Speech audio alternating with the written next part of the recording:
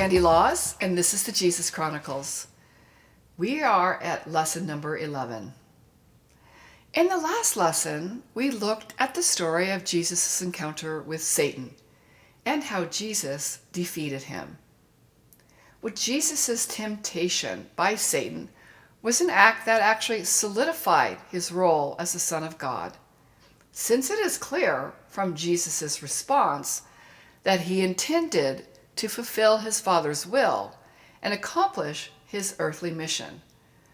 Well, this story teaches us how to respond to the devil's temptations.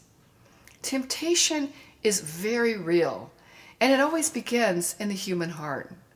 Satan will both tempt us and discourage us in small ways and in large matters.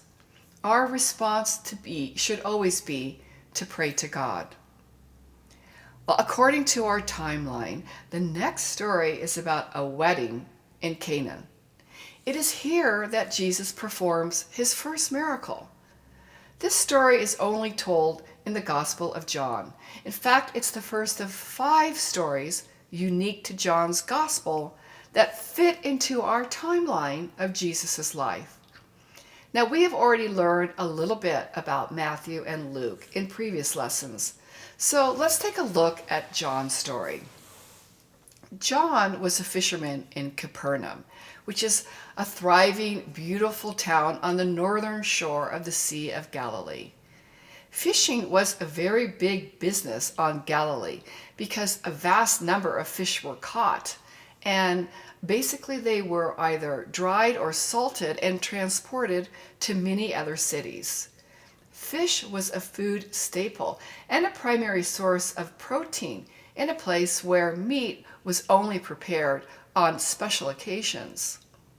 Well, John had an older brother named James, and they were the sons of a man named Zebedee. Together, the men were in a fishing cooperative with Peter and his brother Andrew. I will tell you more about Peter in an upcoming lesson.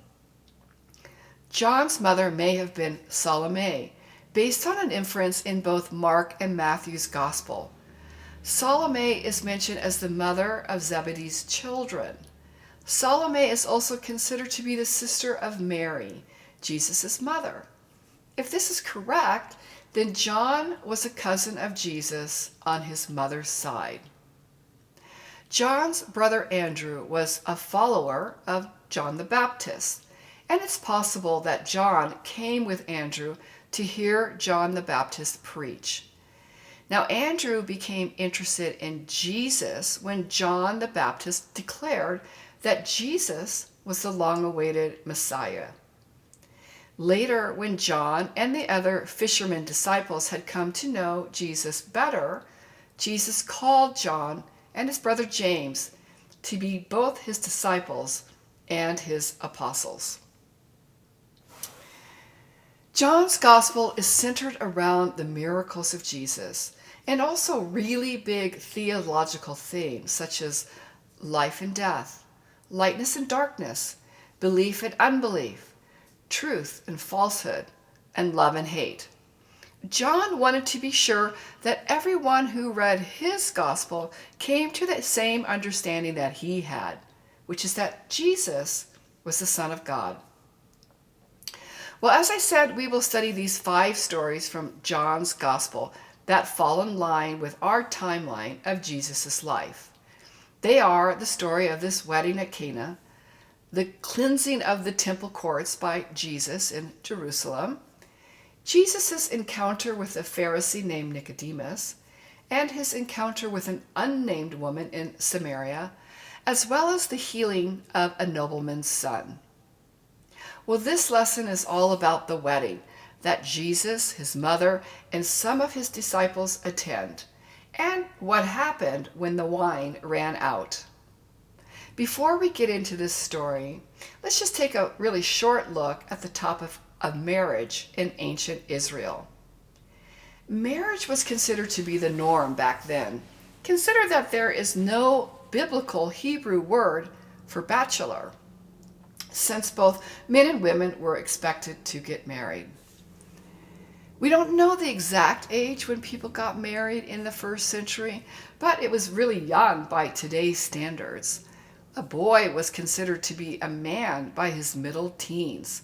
So it's safe to say that boys as young as 13 and girls as young as 12 were betrothed to be married. Normally, the young man's parents chose the bride.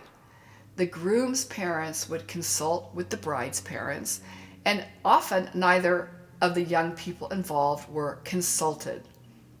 In this patriarchal society in the first century, the father was the absolute head of the household, and whatever he said is what happened. Well, after the wedding, the wife typically moved into the husband's home until the husband could provide a home for his family. The new wife became a part of her husband's family, but was considered an outsider until she produced a son. See, the birth of a son sealed her status as a family member and also gave her recognition among her husband's family.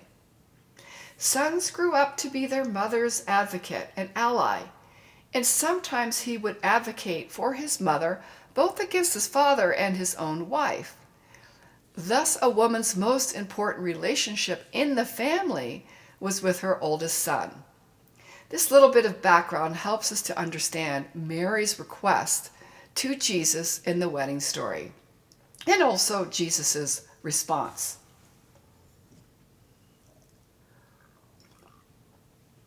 Well, now let's take a look at the wedding story, beginning with John chapter 2, verse 1.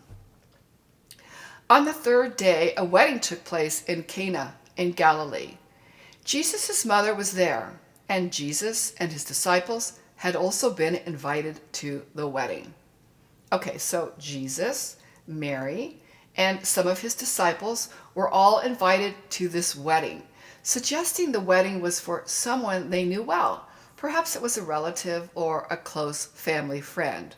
I mean, in the very least, it is somebody who Mary cared deeply about because of her effort to try to solve this wine problem. We can't be certain who of the disciples were there that came to the wedding with both Jesus and Mary. But John had already mentioned 5 disciples by this point in his gospel. They are Andrew, Peter, Philip, Nathanael, and an anonymous disciple, perhaps John himself.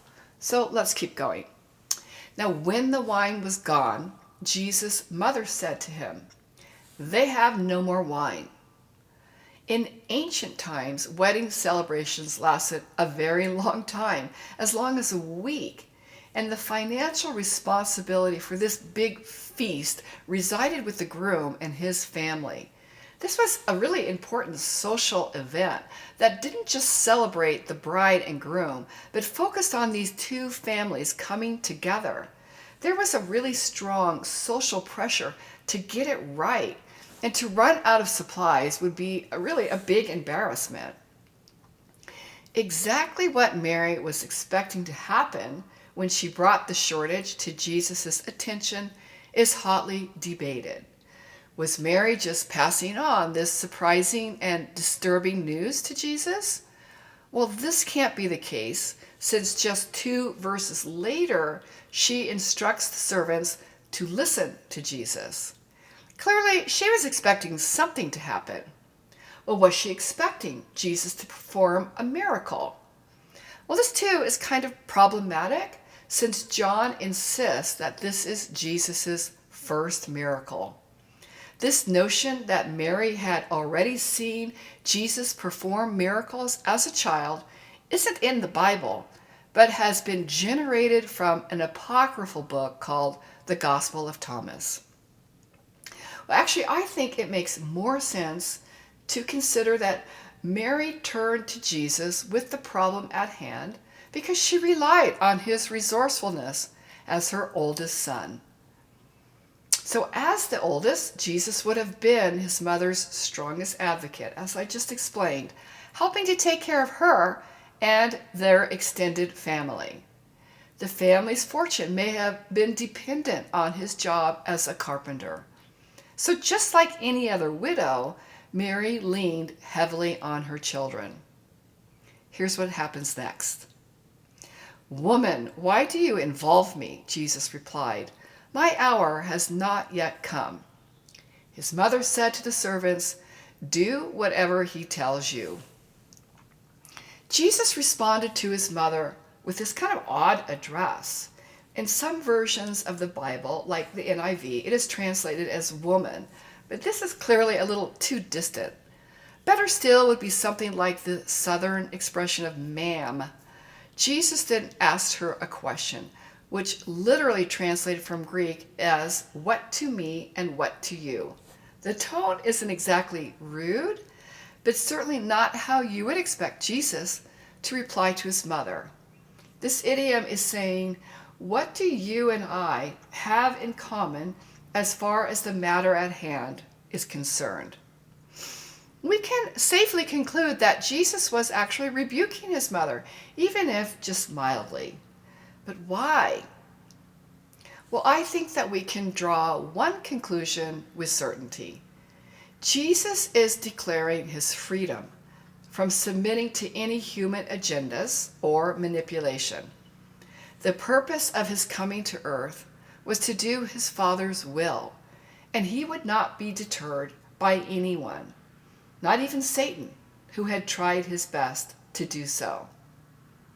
Of course, this would have been really hard for Mary. I mean, she had carried Jesus in her womb. She had given birth to him. She had nursed him, taught him how to walk, and now really was dependent on him as a family provider. But because Jesus had begun his earthly ministry, everything, including family ties, had to be subordinated to his divine mission.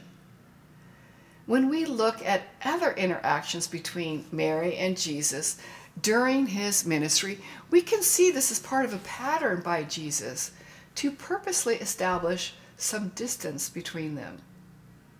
Lest we think of this as harsh on his part, remember that while on the cross, Jesus makes provisions for her future care. The fact is that Mary, like every other person, must come to Jesus as the promised Messiah, the chosen one, the Lamb of God, the one who takes away the sins of the world. Neither Mary nor anyone else could presume to approach him with a privileged status. Well, Jesus adds this phrase, "My hour has not yet come." And this makes us think, what hour is coming? In John, the hour of Jesus' death and resurrection is constantly said to be not yet until the arrival of the Gentiles in chapter 12, verse 23. From that point on, with Jesus very close to his death on the cross, the hour is said to have arrived. So the significance of introducing the Gentiles into his ministry is really related to the spreading of his message beyond the Jews to the entire world. Once that has been initiated, Jesus' earthly ministry begins to draw to a close. All right, back to the story. Mary responded by telling the servants, "Do whatever he tells you." She shook off his rebuke and spoke to him based on her faith in him. Basically, Mary had approached Jesus first as his mother, and she was rebuked, and so then she approached him as a believer, and her faith was honored by Jesus. Here's more of the story.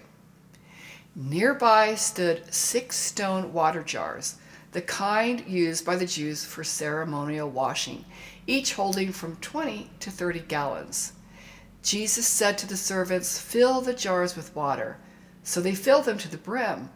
Then he told them, "Now draw some out and take it to the master of the banquet."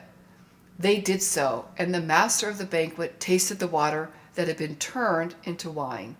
He did not realize where it had come from, though the servants who had drawn the water knew. Then he called the bridegroom aside and he said, "Everyone brings out the choice wine first, and then the cheaper wine after the guests have had too much to drink. but you have saved the best till now." What Jesus did in Cana of Galilee was the first of the signs through which he revealed his glory, and his disciples believed in him. All right, so how does this get done? Jesus turns his attention to these 6 stone water jars. In the context of this wedding setting, these large jars of water would have been used for guests to clean their hands, as prescribed by Jewish laws. But for Jesus, the jars and their use for ceremonial cleansing represented the old order and customs, which he had come to replace with something better.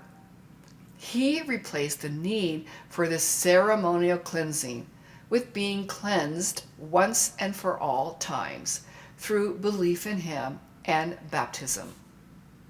The servants responded to Jesus' request to fill the jars with freshly drawn water from the well.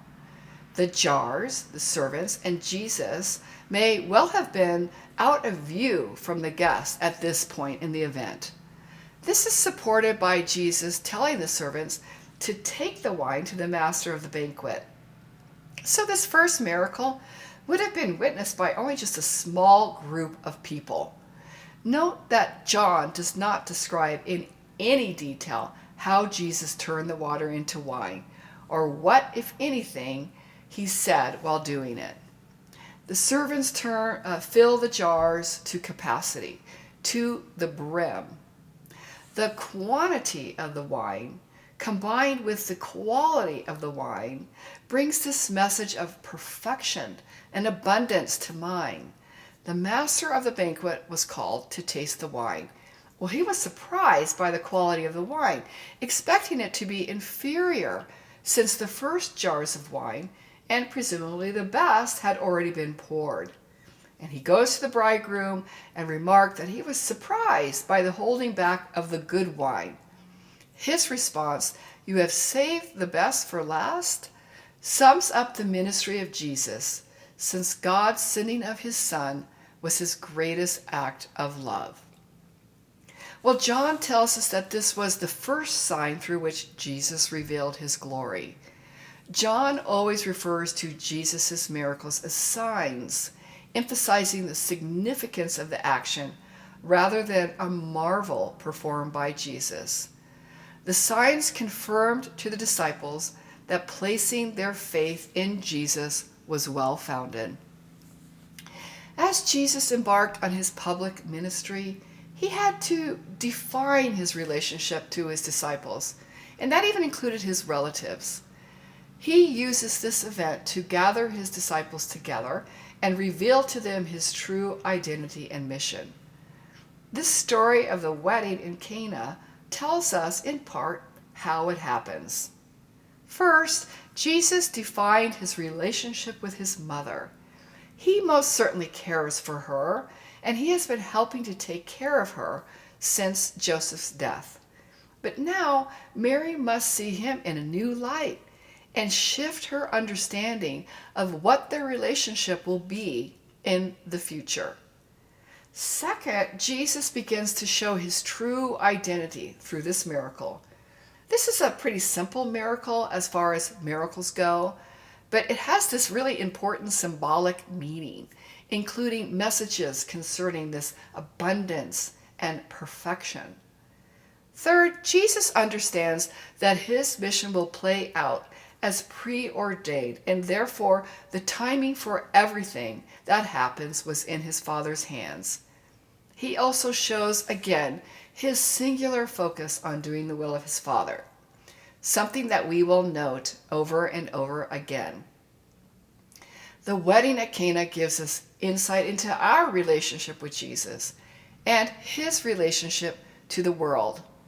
When we consider what this story means to us today, here are just a few thoughts about it.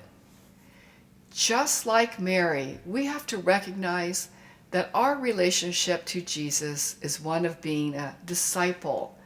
The very word disciple means being a follower or a student of Jesus. Jesus is always in the leader role, and we are always in the subservient role. No believer has an insider's track with Jesus. Mary didn't, and we don't either. We can draw closer to Jesus through our discipleship, devotion, and prayer, but we all have equal status in his eyes. We actually should be grateful for his absolute fairness. Well, also, as we will see, miracles are a way for Jesus to reveal his status as the Son of God. His power to perform miracles is a reminder to us that he cares about his creation. Also, God's timing is his alone. No one tells God what to do and when to do it. We have to learn to trust and appreciate God's perfect timing in our lives. All right, well, thanks for watching. In the next lesson, we will travel with Jesus to Jerusalem. It is at the temple in Jerusalem where Jesus boldly declares himself to be the new focus of worship. John continues with his theme of pushing aside the old to allow for the new. Thanks very much. Shalom.